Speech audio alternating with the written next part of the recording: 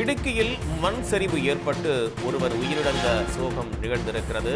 தொடர் மழையின் காரணமாக இந்த மண் சரிவு ஏற்பட்டு ஒருவர் உயிரிழந்திருக்கிறார். அதிகாரிகள் அறிவுறுத்தலை அடுத்து 22 வீடுகளில் வசிக்கக்கூடிய மக்கள் முகாம்களில் தங்க வைக்கப்பட்டிருக்கிறார்கள்.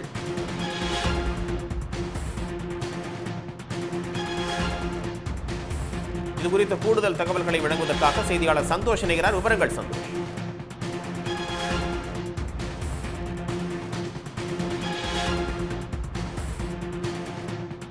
சந்தோஷ் இணைப்பில் இருக்கீங்க, கூடுதல் தகவல். அதாவது சரியான நேரத்துல அந்த மண் விரிசல் ஏற்பட்டிருந்ததை அதிகாரிகள் கண்டறிந்து அந்த விரிசல் ஏற்பட்டிருந்த பகுதிக்கு கீழே குடியிருந்த 22 வீடுகளைச் சேர்ந்த பொதுமக்களை அங்கிருந்து காலி செய்ய வைத்து முகாம்கள், அதாவது அருகில் இருந்த ஒரு பள்ளிக்கூடத்துல தங்க வைக்கப்பட்ட காரணத்தினால ஒரு பெரும் உயிர் சேதம் தவிர்க்கப்பட்டிருக்கிறதுன்னு தான் சொல்லணும். இடுக்கி அடிமாலி கும்பன் பாறாங்கிற இடத்துல தேசிய நெடுஞ்சாலை பணிகள் நடைபெற்று கொண்டிருந்திருக்கிறது. இந்த நிலையில தொடர்ந்து அந்த பகுதியில் மழை பெய்து கொண்டிருந்த காரணத்தினாலும் அந்த பணிகள் நடைபெற்று கொண்டிருந்த காரணத்தினாலும் ஒரு மிகப்பெரிய அளவில் மண் விரிசல் ஏற்பட்டு அது சரிந்து விழக்கூடிய ஒரு ஆபத்தான நிலையில இருப்பதை அதிகாரிகள் கண்டறிந்திருக்கிறார்கள். இதைத் தொடர்ந்து அந்த பகுதியினுடைய அடிப்பகுதியில ஒரு 22 வீடுகள் இருந்திருக்கிறது. அந்த வீடுகள் நிச்சயமாக இந்த மண் சரிவு ஏற்பட்டால் பாதிக்கப்படும் என்ற ஒரு அதிகாரிகள் கண்டறிந்த காரணத்தினால அந்த பகுதி வீடுகளில் இருந்த மக்களை உடனடியாக நேற்று மாலை வீடுகளிலிருந்து வெளியேற்றி முகாமில் தங்க வைக்கப்பட்ட நிலையில நேற்றுக்கு இரவு 9 மணிக்கு மேல இந்த மண் சரிவானது ஏற்பட்டிருக்கிறது.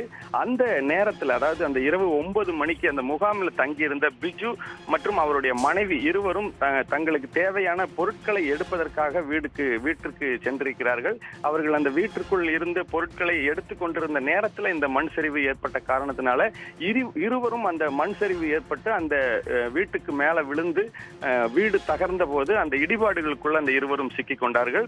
இதுல உடனடியாக தகவல் அறிந்து தீயணைப்பு துறையினரும் தேசிய பேரிடர் மீட்பு படையினரும் சம்பவ இடத்திற்கு அந்த வீட்டினுடைய கான்கிரீட்களை உடைத்து அந்த இருவரையும் மீட்டிருக்கிறார்கள். ஆனால் இந்த வீடு இடிபாடுகளுக்குள் சிக்கி படுகாயம் அடைந்த பிஜு என்பவர் பரிதாபமாக உயிரிழந்திருக்கிறார். அவருடைய மனைவி தற்பொழுது உயிருடன் மீட்கப்பட்டு அடிமாலி மருத்துவமனையில முதலுதவி சிகிச்சைக்கு பிறகு மேல் சிகிச்சைக்காக மருத்துவமனையில அனுமதிக்கப்பட்டிருக்கிறார்.